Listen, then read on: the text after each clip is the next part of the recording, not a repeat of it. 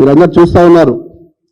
ఈ ప్రభుత్వం ఏర్పడ్డ తర్వాత ఈ రాష్ట్రంలో జరుగుతున్నటువంటి దాడులు, అది వ్యక్తిగత దాడులు, భౌతిక దాడులు, ఇళ్ల మీద, ఆఫీసుల మీద దాడులు జరుగుతూ ఉన్నాయి. మేము అడుగుతా ఉన్నాం, నిన్న మా నాయకుడు కేటీఆర్ గారు ఏమన్నారు? ఈ రాష్ట్రంలో పోలీసు వ్యవస్థ పనిచేస్తుందా? ఈ రకంగా జరుగుతూ ఉంటే ఈ రకంగా మా కార్పొరేటర్లపై దాడి చేసి వారిపైన కేసులు పెట్టి వారి మీద ఉల్ట కేసులు బనాయిస్తూ ఉన్నారు. పోలీసు వ్యవస్థ ఉందా అని అడిగారు. ఈరోజు గాంధీ భవన్లో కొంతమంది గాడ్సేలు ఏం మాట్లాడుతూ ఉన్నారు? పోలీసు వ్యవస్థ పనిచేస్తూ ఉంది కాబట్టే మీరు మంచిగా ఉన్నారని మాట్లాడుతున్నారు. అరే వెదవల్లారా, పోలీసు వ్యవస్థ ఎక్కడ పనిచేస్తుందని అడుగుతా ఉన్నా.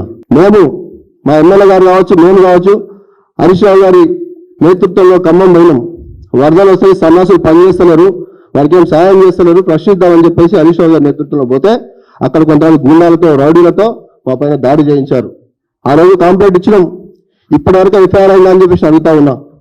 అదే రకంగా మొన్న మా కార్పొరేటర్లో కొడితే మల్కాజ్గిరిలో SHOకు కంప్లైంట్ ఇస్తే ఎఫ్ఐఆర్ అయిందా అని నేను అడుగుతా ఉన్నా.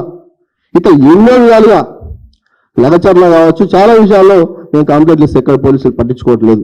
నేను అడుగుతా ఉన్నా, గత 10 సంవత్సరాలు నేను ఇదే రకంగా వ్యవహరిస్తే మీరు ఉండేవారా అని చెప్పేసి అడుగుతా ఉన్నా. అదే లుచ్చా మాటలు మానుకోండి. ఫస్ట్ ఇట్లాంటి మాటలు మాట్లాడితే నేను చెప్తా ఉన్నా, బట్టలు ఇప్పుకొస్తాం, బట్టలు అరే మీరు కొట్టేది మీకు అంతగా ఉంటే మేమే చెప్తాం. మీకు అంత చూపుకుంటే మీకు అలవాటు ఉంటే చెప్పండి. మరి బిడ్డ మీ బట్టలు ఇప్పు కొట్టిన రోజులు మర్చిపోతున్నారా? మిమ్మల్ని పోలీస్ స్టేషన్లో కూర్చోబెట్టి బట్టలు ఇప్పు కొట్టిన రోజులు రౌడీ షీట్లు ఓపెన్ చేసి మర్చిపోతున్నారా? గాడ్సే మాటలు మానండి దయచేసి. ఇలా మా నాయకుడు కేటీఆర్ గారు అక్కడ జరుగుతున్నటువంటి పరిస్థితుల గురించి మాట్లాడారు. దానికి ఇష్టమైనట్టు నోటుకు వచ్చినట్టు మాట్లాడితే ఊరుకునేది లేదు అని చెప్పేసి మేము హెచ్చరిస్తా ఉన్నాం. 65 లక్షల మంది కార్యకర్తలు ఉన్న కుటుంబం బీఆర్ఎస్ పార్టీ, కేసీఆర్ గారి కుటుంబం, కేటీఆర్ గారి కుటుంబం. మేము ఇటు అనుకుంటే బిడ్డ మీకు చెప్తా ఉన్నాం, మంచిగా ఉన్నదని చెప్పేసి హెచ్చరిస్తా ఉన్నాం. మీరు ఏమేమి మాట్లాడుతున్నారో మాకు తెలుసు, మీరు ఇంత అగ్రెసివ్గా ఏం మాట్లాడుతున్నారో మాకు తెలుసు. మీరేం నడిసేయాలని పతారం లేదు. మీరు అక్కడక్కడ ఒకరిద్దరు నేర్పించిన ఆఫీసర్లు మనం తీసేసిండు.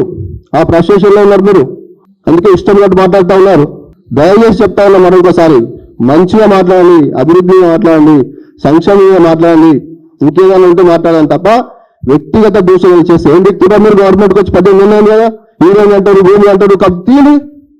నేను పీకేది కదా ప్రభుత్వం. ఏం వ్యక్తులు మీరు వల్ల శాతం అవుతలేదా? మనం భూములు, కబ్జలు, పాదోజులు, హీరోయిన్లు, ఫోన్ ట్యాపింగ్లు అరే చూస్తారా? ఎవరైనా డైరెక్ట్గా మాట్లాడుతున్నారు. అరే కాంగ్రెస్ వాళ్ళు కానీ పోలీసులు కానీ ఎవరైనా ఫోన్ చేస్తే కట్ చేసి వాట్సాప్ చేస్తారు, ఫేస్ టైం చేస్తారు.